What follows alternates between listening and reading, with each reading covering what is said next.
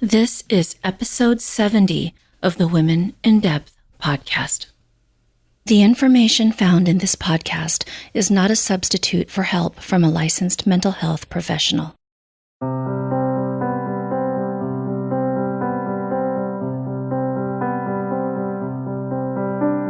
Hi, and welcome back to the podcast. I'm your host, Dr. Lourdes Fiato. Today's topic is one that, unfortunately, more and more parents and families are struggling with.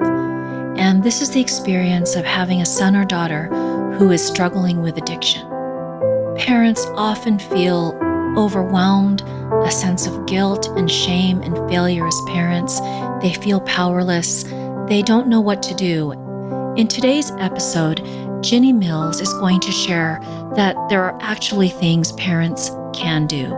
She will talk about how parents can respond, what to do, what not to do, how to cope, and this is all regardless of whether or not their child is ready to seek help or ready to change.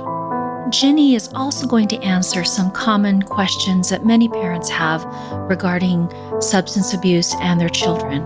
One of these questions being, how can I tell if my son or daughter's substance abuse is normal? Is it experimental? And how do I know when it's crossed the line into addiction? Another question that Ginny will explore with us is one that many parents have after their children complete rehab. And this can be maybe after 1, 2, or even more stays at a treatment facility. At this point, what does a parent do? How do they move forward? And why did things not work? Ginny will also share statistics and other information that will help parents understand the developmental processes that are happening in young adults and teens that impact their recovery. And she will also discuss the significance of aftercare and when and how the tough love approach fits into the recovery process.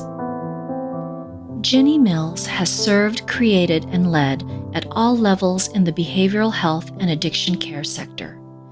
Ginny is a licensed professional counselor and licensed clinical addiction specialist who owns and operates Full Life Counseling and Recovery in Winston-Salem, North Carolina.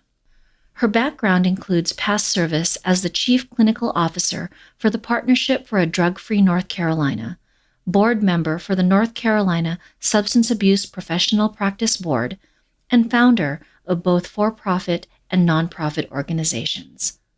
What really excites Ginny now is the opportunity to continue leading pre-treatment and aftercare services at Full Life and through her membership site for parents called Parenting Through Addiction, the other PTA. Ginny wants parents to have an affordable, easily accessible way to keep learning and getting support from addiction professionals and other parents through parentingthroughdaddiction.com. This membership website offers inspiration, education, supportive community, and more to parents everywhere. Hi, Ginny, and welcome to the podcast. Thank you so much for having me, Lourdes. It's quite a pleasure. Thank you for your patience in this process. It's been quite a process, but I'm glad you held out with all of this. Absolutely. Because I know that this area of parenting through addiction is such a struggle and it's so difficult to navigate. And there's just not really a lot of conversation specifically about this area, you know?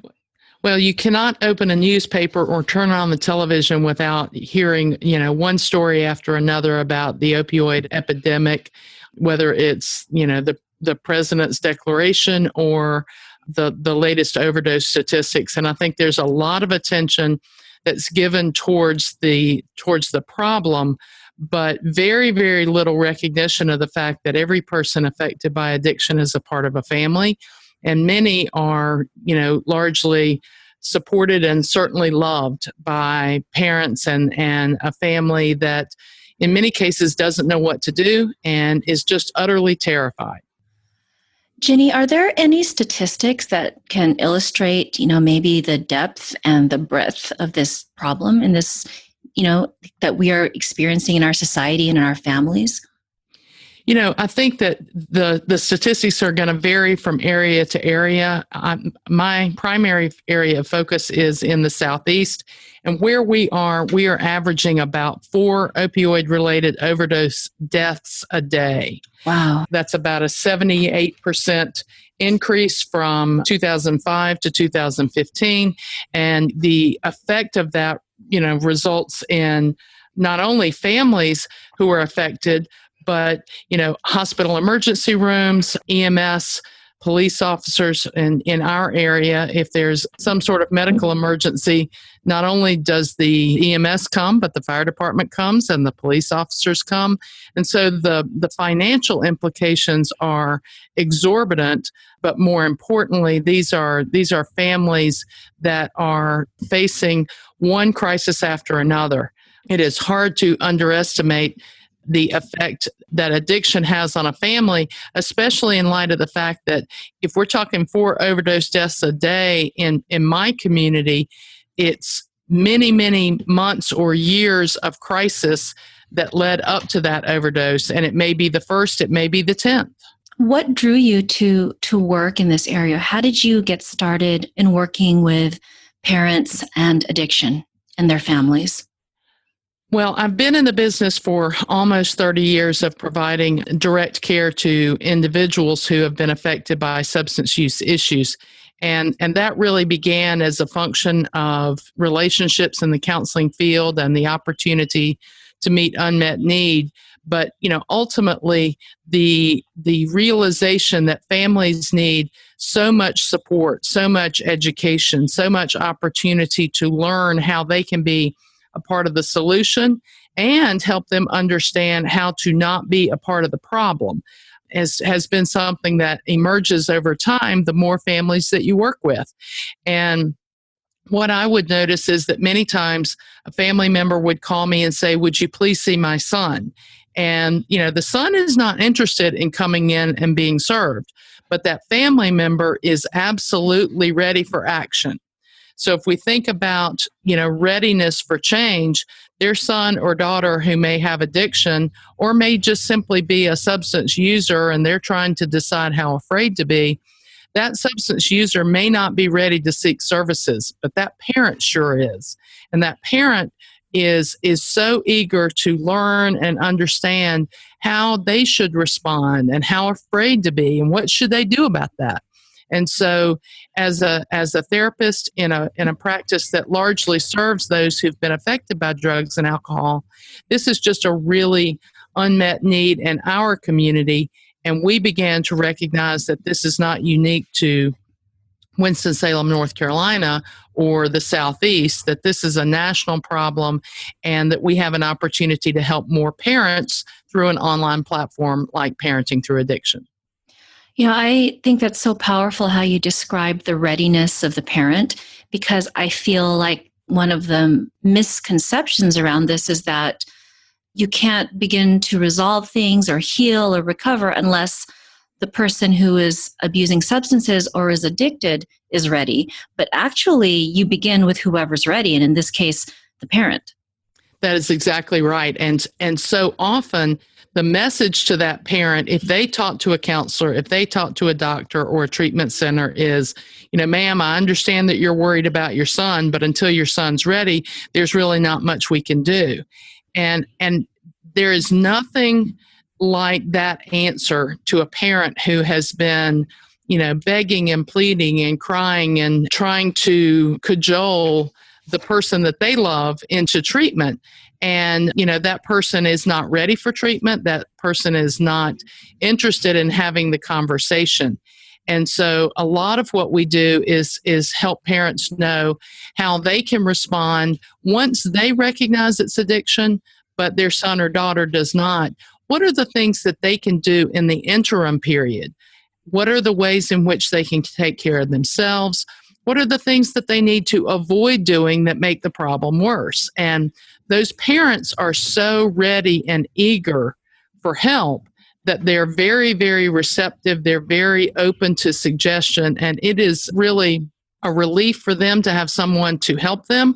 And it's an honor and a privilege to work with people who are so open to direction and education and a new way of approaching just an incredibly painful situation. I just think that that is so important and powerful that, with the way that you are framing things, the parent goes from being helpless to becoming empowered and having options, and just how powerful that is just for them to be able to feel like there are things that they can do to make it better, things to avoid. And it's not just all up to, their child who is struggling with this. It's just what a refreshing and powerful way to frame things and to help these parents who are struggling with this. Because as a therapist, I've heard what you shared, that until the individual is ready, they have to hit rock bottom, all of those cliches and things that are said, probably with good intention, but it does leave the family member with this feeling of utter helplessness. Well, and I think that one of the parts of this that's so important for your audience, Lourdes, in particular, is that all mammals, not just human beings, but all mammals are instinctively wired to love, provide, protect, nurture, and rescue our young.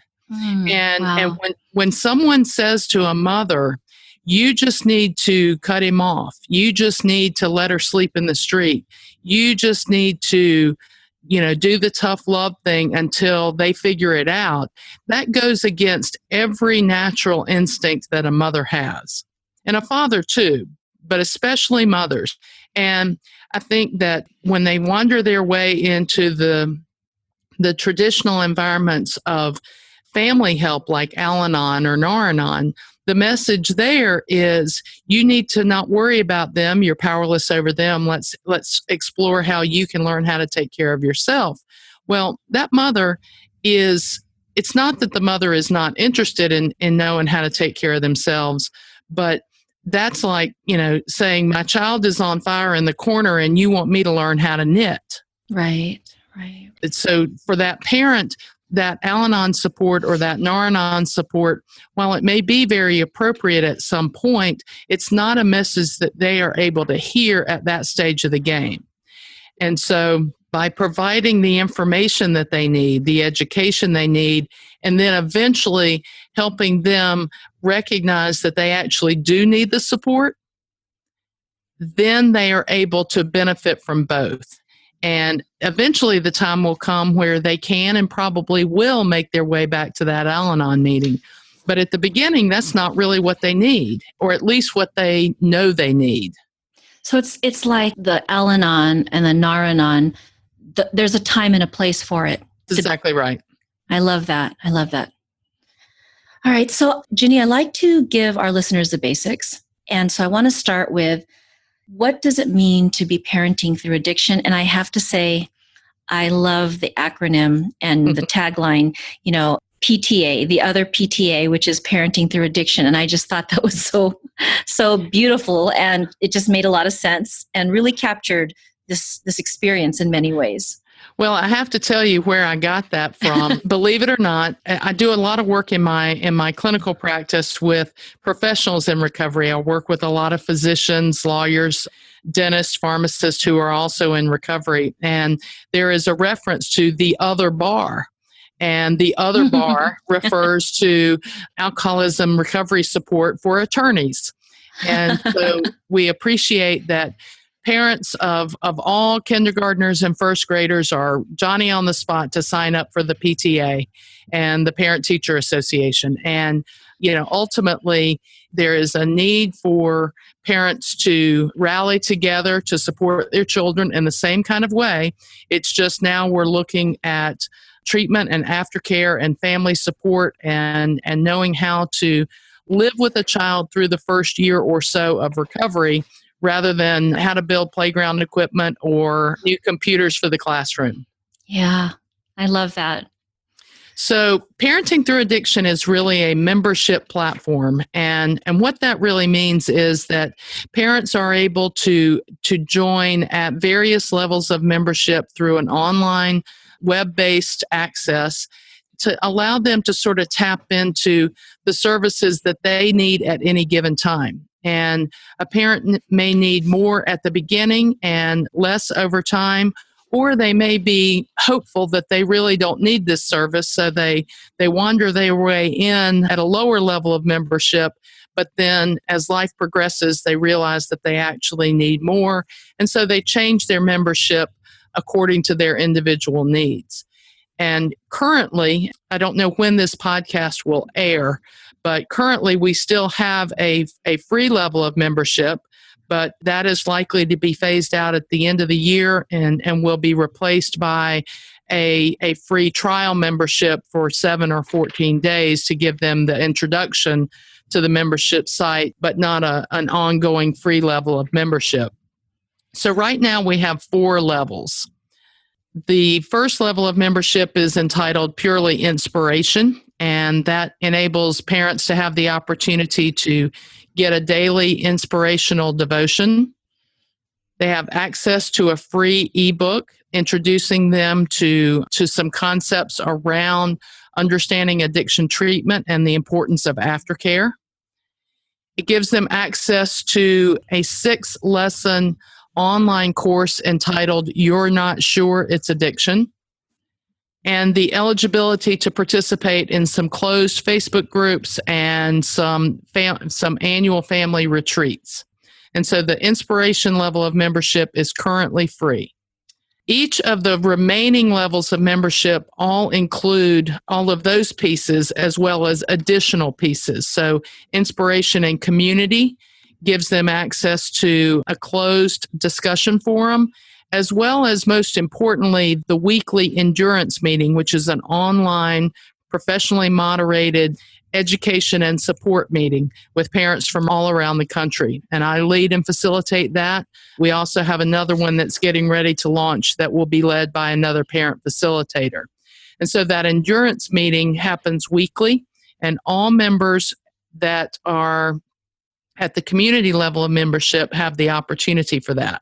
So inspiration and community is the next level. And then education and community invites parents to have access to a variety of other courses, including from addiction to admission, a meditation and mindfulness course, and families recover, the first year, which helps families after their son or daughter has completed the treatment program, looking at the things that they need to come to know and understand over the course of that first year of recovery. And again, they can participate in the weekly endurance meeting. And then the last level of membership, consultation and community, includes 2 private online parent consultations each month so that they have the opportunity to be able to present their individual circumstances and get instruction and specific direction to parts of the various courses and a professional guidance towards their particular situation. So it's not quite the same as online therapy because we're not really doing therapy. We are providing information and direction and then leaving it up to the family to decide what really is right for them to pick, very similar to any other, working with any other consultant. Wow, it's really comprehensive, and I love that the menu of options and services are really designed to support parents at different places in this journey. And so, they may start at one level and need to move to another, and that is absolutely fine. And it has been important to me to make sure that people of all income points are able to access that information. So often it seems like services for addiction treatment are so very expensive. And, the very nature of parenting is I'm going to put my child first and I'm not going to spend a dime on myself because I need to save to be able to spend money on my child. But we've tried to keep our price points where it's affordable and accessible to people across the income spectrum so that somebody can get a little bit of everything if they want to. Ginny, when parents come to the PTA Mm-hmm. and access these services, just to give our listeners an idea of the range of scenarios that might bring a parent to your services, what are some of the, the more common and maybe unique and also unique experiences that parents are dealing with when they show up for services? So typically families will fall into one of three categories. They will be parents whose sons or daughters are really not ready to make a commitment to their own recovery, and those parents are just really hungry and eager to learn as much as they can to help prepare themselves for when their son or daughter is ready and to be able to know how to move forward. And so they may join at the education and community level of care and participate in the weekly endurance meeting. They love getting the daily devotionals, and they may complete the addiction to admission course where they get some introduction to the stages of change model that we as therapists are very familiar with, but families are not. So they begin to understand where they are in readiness for change and where their son or daughter is. And moving from there to help them begin to explore, okay, how do I choose a treatment center? How can my insurance be helpful? What if I don't have insurance? How can I put the pieces into place in anticipation of my son or daughter's readiness, and then to prepare for a crisis and know how to recognize that every crisis is an opportunity. I love that. Yeah. We want to capitalize on a crisis because that's when that potential moment of clarity might be there. And so a parent may come in at education and community level of care or level of membership and participate even though they have a son or daughter who is actively addicted in or outside of their own home. Another category of parents are those who have a son or daughter who's in treatment or in sober living, and they are trying to know, okay, I've gotten some basic education through a family program, but now I need to know how to move forward, loving my child in their recovery. And then that last level of membership is where a family may say, I need this individual guidance. My son is getting ready to discharge from treatment. He's planning to transition to sober living in another state. I'm terrified. Or he's planning to transition back into my basement and I'm terrified. And so they may not be able to get enough through the weekly online endurance meeting. They may really need that one-on-one parent consultation that we can arrange on either an a la carte basis or a part of that top level of membership, consultation, and community. So it's in many cases it's before, during, and after treatment. Before, during, and after. Okay. So Ginny, what I'd like to do right now is I'd like to just kind of pose some questions to you that they're like a conglomeration of questions that parents may have regarding addiction or substance abuse in their kids. And I was just hoping maybe you could just, give some insights, some wisdom, some information. And of course, I know you go into much more depth in your program, but just something to give our listeners an idea of the types of questions that can be addressed and the type of support that might be available. Absolutely. So the first one I think is pretty common. I know I've seen this professionally and personally, and this is the question of, okay, how do I know if my son or daughter's substance use is normal, experimental, and how do I know when it's become a problem? Excellent question. And that is a lot of the value of the You're Not Sure It's Addiction course that's available even at the current free level of membership. So, many times we parents go from sort of one extreme to the other of, oh my goodness, my son is vaping, we need to get him into rehab. And so there's a panicked response with the introduction of any substance, even nicotine, that alarms a parent and causes them to want to leap to action. And certainly, as uncomfortable as it is for parents to recognize, roughly about 90% of all high school seniors have had some exposure to drugs or alcohol And that introduction almost always occurs between the ages of 14 and 17. So 90% of the kids are going to have had some experimentation or exposure. And that exposure is to some degree to be expected. That doesn't mean that we condone it or we validate it as necessarily the kind of behavior that we'd like to see, but it's understandable. And, generally speaking, once a child has experimented 2 or 3 times, particularly with the same substance, it's really no longer an experiment. They know the outcome. And so they've progressed from experimenting to what I refer to as non-problematic use. It means that there's some general instinct about making good decisions, like I don't drink and drive, or I don't do this the night before an exam. I don't do this in my grandmother's bathroom. That there's an instinct about having a set of personal rules that I'm going to put into place to keep this from causing problems in my life. And while that may be uncomfortable for us as parents to recognize, that is pretty common, that I've decided I like this. I like the way it makes me feel. I know it could get out of hand. I know it could get me in trouble. So if I'm going to do it, I'm going to try to put some controls around it to keep me from getting in trouble. And, if those rules work, then a parent may not know about it very often, and it may not cause any problems in that kid's life.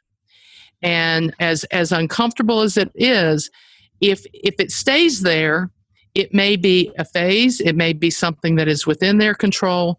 The earlier it starts, though, the riskier it is. Children that establish a pattern of regular use by the time they're 15 years old are 4 times as likely to develop addiction as those who wait until they're older.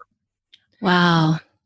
And so that's a really important variable in terms of understanding their risk.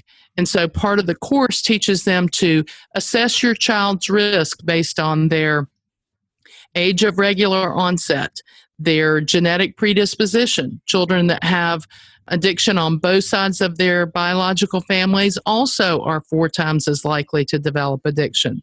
And that's through no fault of their own. It's just pure genetics. And so their temperament and their sort of natural personality may contribute to their vulnerability. And so if use doesn't cause problems, then it may not be a problem. But once use starts to cause problems, it may or may not be on its way to addiction. So parents who encounter a child who experiences some sort of external problem or violates the rules to the extent that there are problems related to use within the family, those external consequences or consequences within the household create a motivation for a son or daughter to, buckle down on their own rules so that they either stop using, or what's more likely is they recognize that they need some more rules so that they are able to not have that problem happen again. Now, keep in mind, the nature of adolescence is to think it won't happen to me. Right.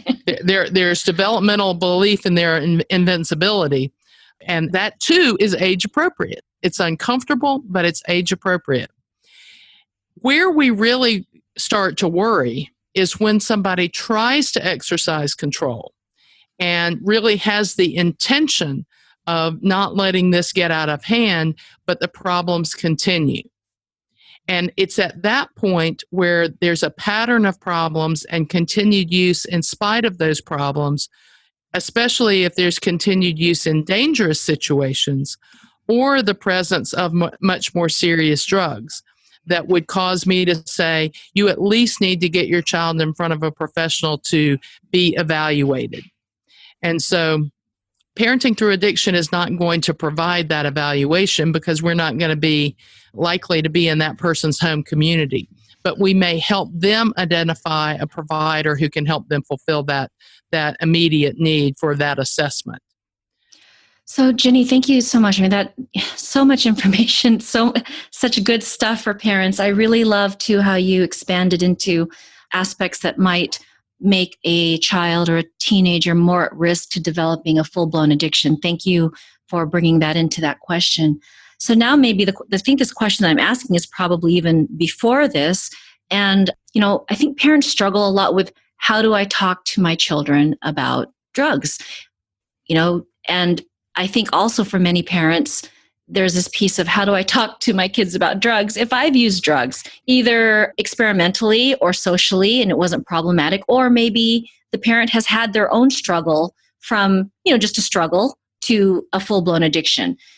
So that's kind of a big question. It's a very common question, because unlike my parents, who would have had exposure to plenty of alcohol as teenagers, I don't think my parents had any exposure to drugs. And so my generation and probably the one prior to mine were the first of the teenagers who probably had a lot of drug exposure in our own teen years and our own college years. And so there is that angst of, how much do I tell? Do I admit? And I think there's a degree of personal decision making. Not each parent will make the same decision. But I think perhaps most importantly is to acknowledge the culture that our children live in. It is easier for our children to get a bag of marijuana in the 8th grade than it is for them to get a Budweiser. It is easier for them to get a Xanax in the 11th grade than it is for them to get a bottle of tequila. Even though in our experience as teenagers, drugs might have been somewhat available, the prevalence of alcohol was very available, and we see a very big difference between illegal drugs or prescription drugs versus alcohol. And so I think many parents would be inclined to react less to alcohol. They are complicated, they're confused, and marijuana is a complicated subject because of legalization efforts in different states, and even different rules from community to community within states that have legalized. And so marijuana and alcohol confuse parents the most because they aren't quite sure how to react.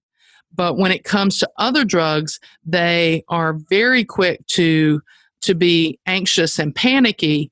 And I think the painful reality is that almost any drug you want is available in almost any public high school in America.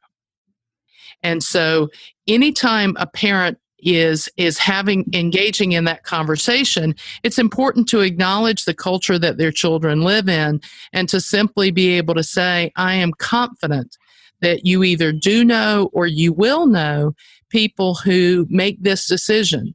And I appreciate that it's easy to want to experiment and want to explore and want to fit in. And these are some reasons that I would encourage you to at least hold off for now. Okay. One of the things that was really interesting, and this is an old study, but it compared the differences between the seatbelt initiative of the 70s and the pregnancy prevention and drug and alcohol prevention efforts, and the differences in the success rates of helping people progress to the consistency of wearing seatbelts versus the consistency of abstaining from sex or abstaining from drugs and alcohol. And, the seatbelt initiative was wildly successful. But using drugs or alcohol or engaging in sexual behavior is a grown-up thing. And all children of all stages want to be more grown-up than they are until they get themselves in trouble, and then they want to go back to being a child and allow themselves to be rescued. Right.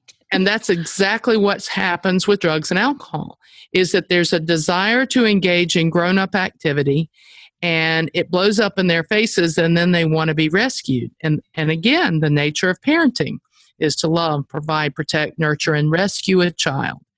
And it's essential that parents not help their children avoid consequences related to their decisions related to drugs and alcohol. They can stand beside them and hold their hand and say, I'm so sorry this is happening. I know this is painful. I am supporting you by standing with you, but I will not rescue you from this circumstance, because I want you to experience what really happens when these kinds of decisions lead to these kinds of consequences.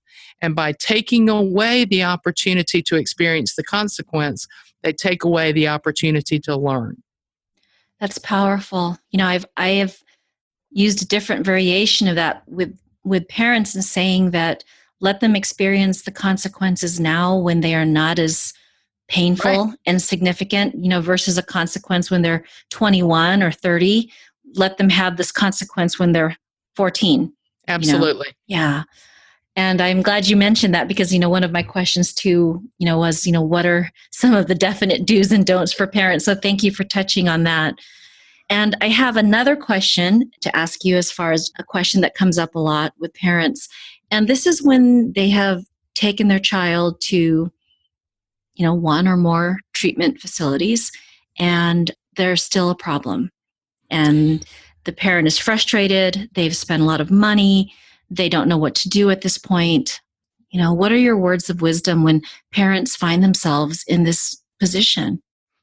Well, I think, and I want to back it up just a notch or two and say that I think it's really valuable if parents consult with an independent addiction specialist before they choose the first treatment center. Okay.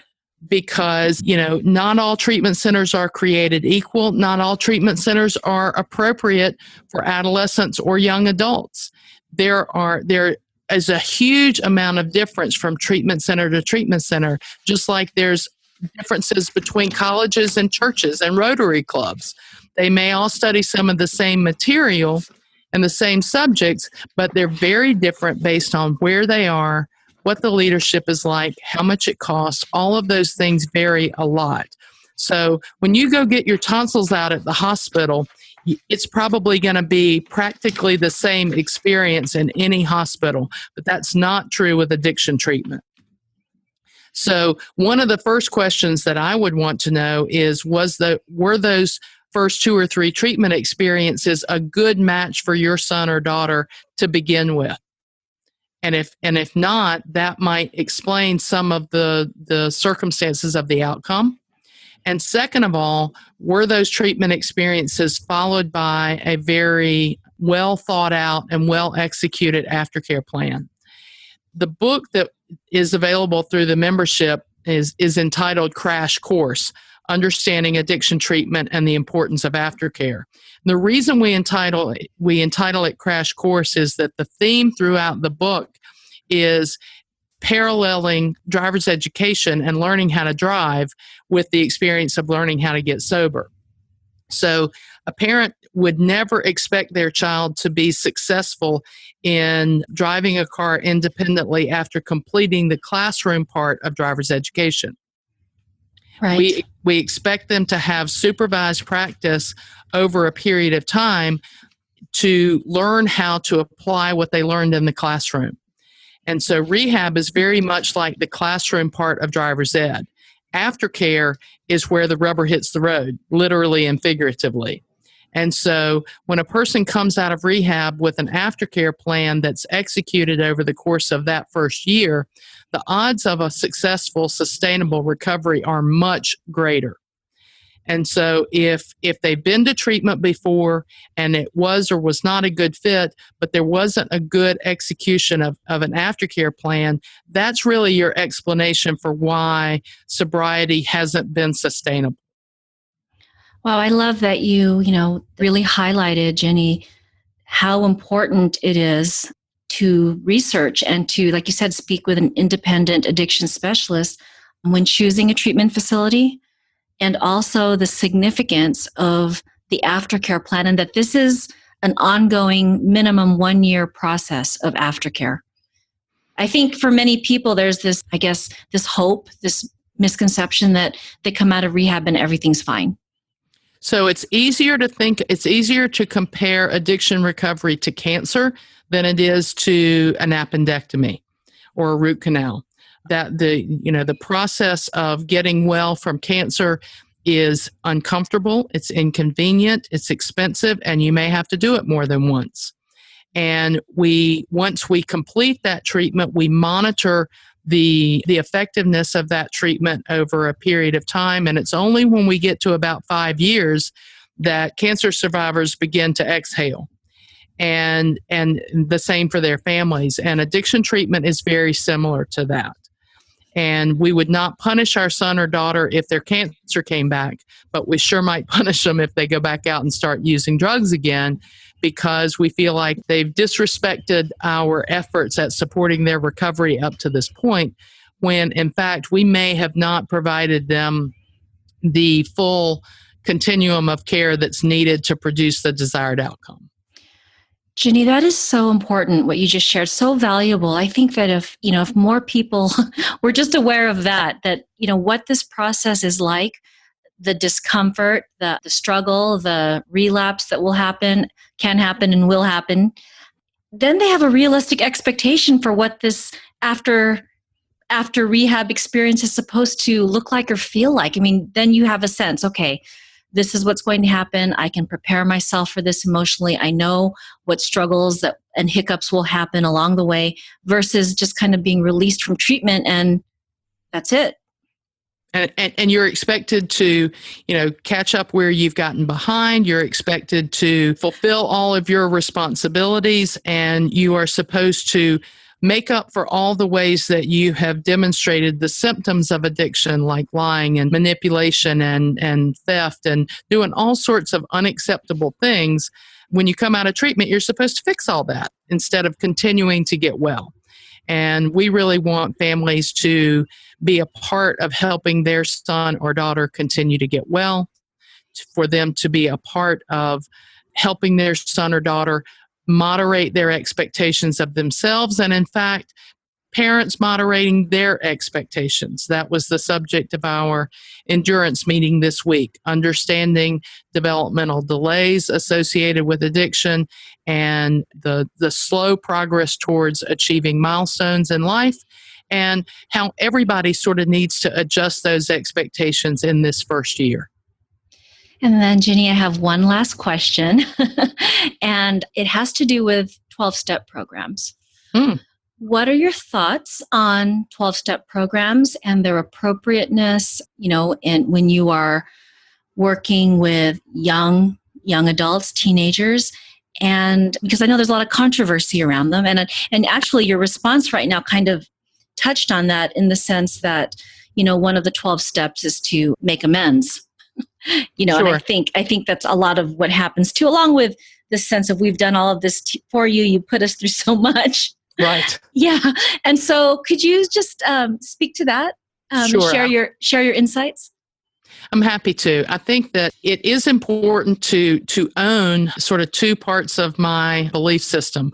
One is that I really do believe that 12-step recovery provides a really excellent pathway to recovery. I think that it literally provides a stepwise process for a person to be able to forgive themselves, heal their relationships, and really find a tribe of people that will support them moving forward. And it's impossible to find any recovery program that has the prevalence and the availability that 12-step recovery does. The number of meetings, the accessibility of those meetings is just, unsurpassed. So I think it's an excellent platform. I also think that there are people who absolutely refuse to go, who could benefit from mutual support. And if they are absolutely refusing to go, they need to have other options. So many people in my industry say, well, if you don't go to 12-step meetings and get a sponsor and work the steps, you're going to die. And, I think that there are many pathways to recovery, and it's important for families to know and understand about those other pathways.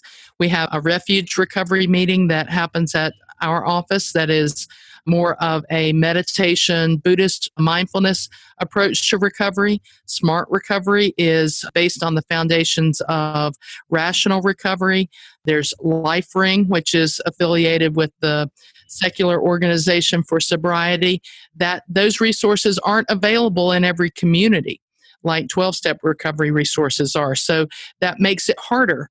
But the thing that I think is specific to young people that's really valuable is to point out that aside from the meetings themselves, there are collegiate recovery communities and organizations of young people in AA that provide a really important recreational and fellowship element that is young people specific.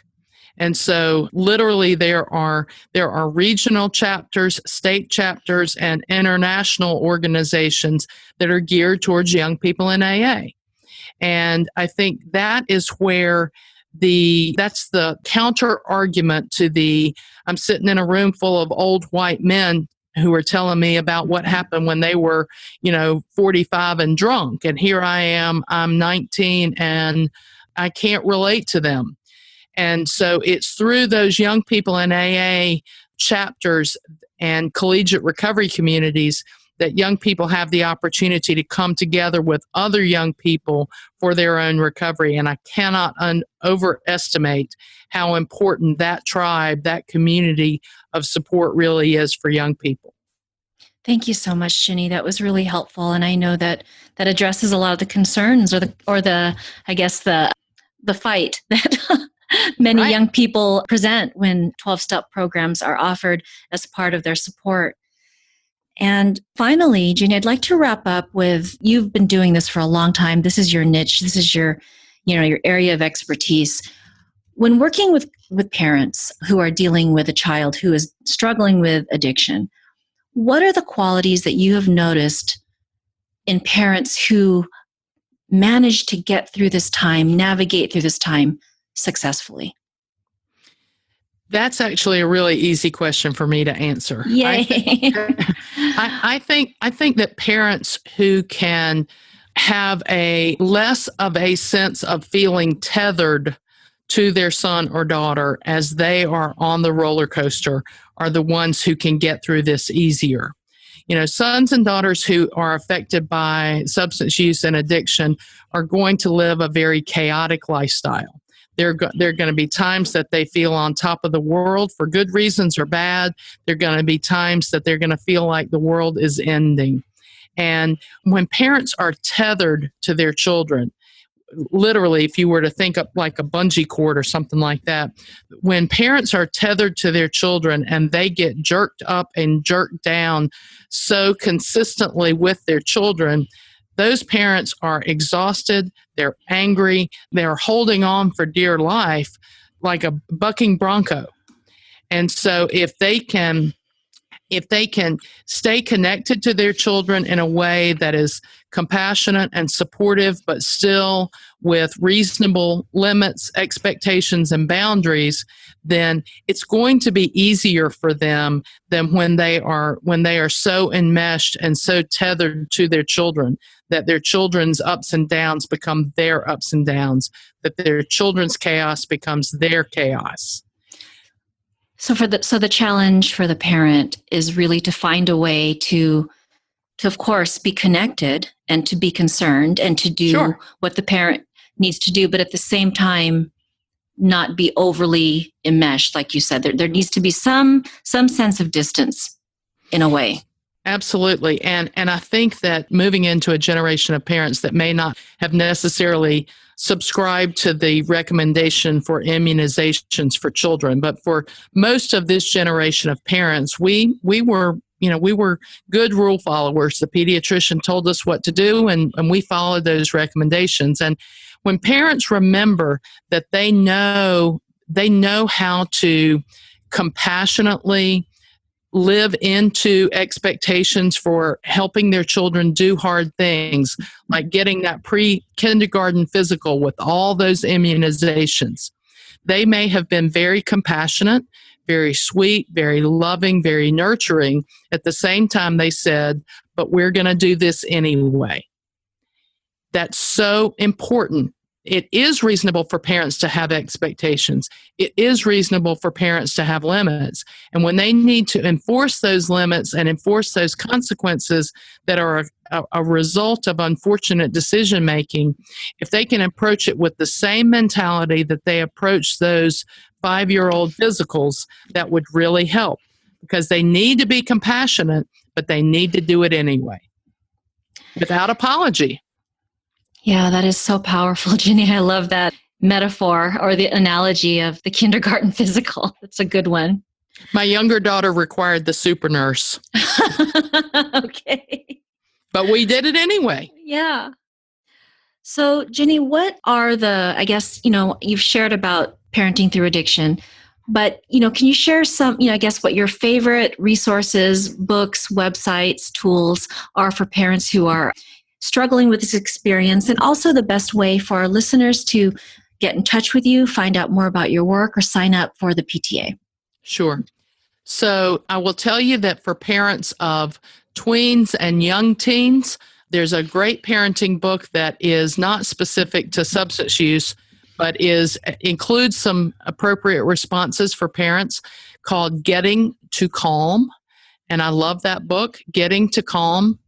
And I'll provide you that information so you can include it in your show notes.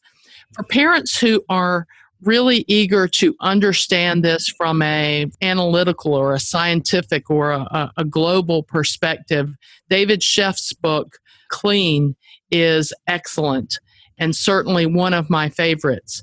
For families who have a son or daughter who is in active addiction and really in denial, Addict in the Family. I don't really like the title because it scares people off, but it's a very, very good book by Beverly Conyers. And then her companion book, Everything Changes, for families in that first year of recovery. Both of those books don't necessarily apply to parents. It could be applied to any member of the family.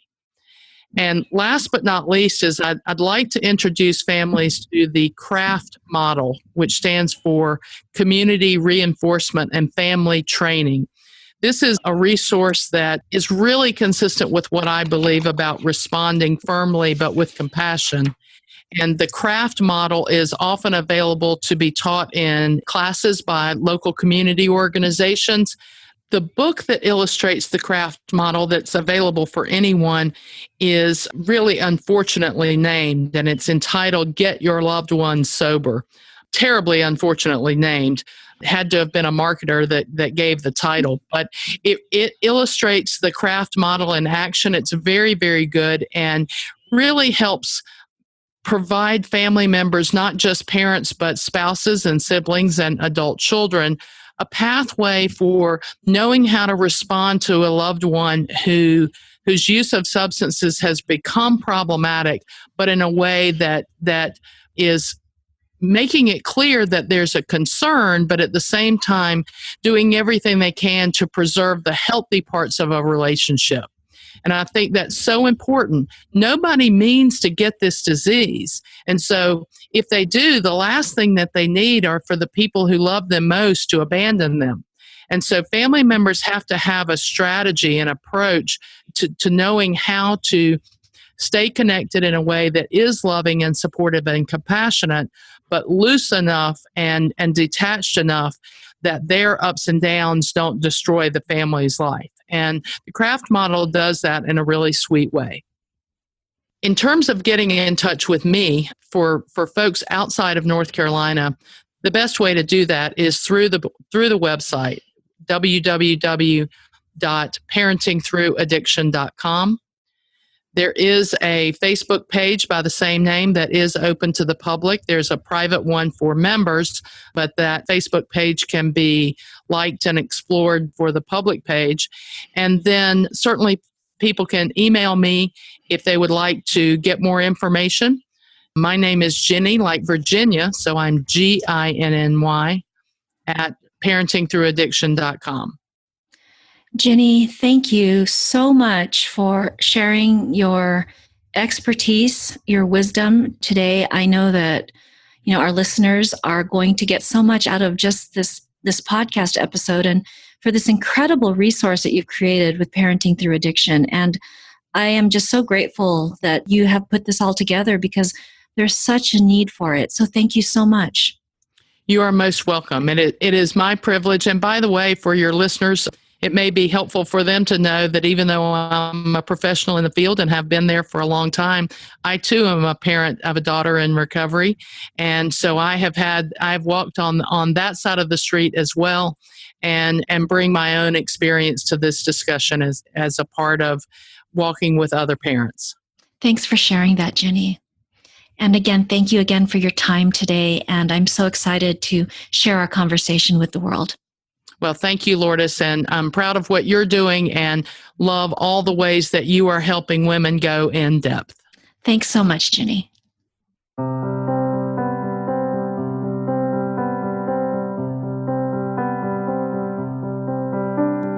I hope you enjoyed today's conversation with Ginny.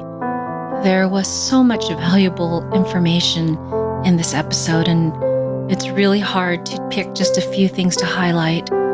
But one of the things that really grabbed my attention is that the parents' readiness for change, the parents' openness to learn, is a really powerful time. And it's not dependent on where the child is. The child doesn't have to be ready to go to treatment or ready to give up whatever substances they're using. But the parent being in a place of being ready in and of itself has a lot of potential for healing. And I love that Ginny emphasized that, because I don't know that that's always the way that things are framed for families who are struggling with addiction.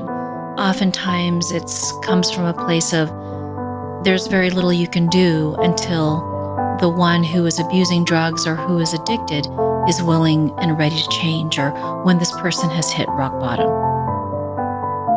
I also love that Ginny shared some of the risk factors that make an individual more likely to move from merely abusing substances and it turning into an addiction. And one of these was the earlier that drug use starts. So the riskier it is, and that this increases when it's under age 15.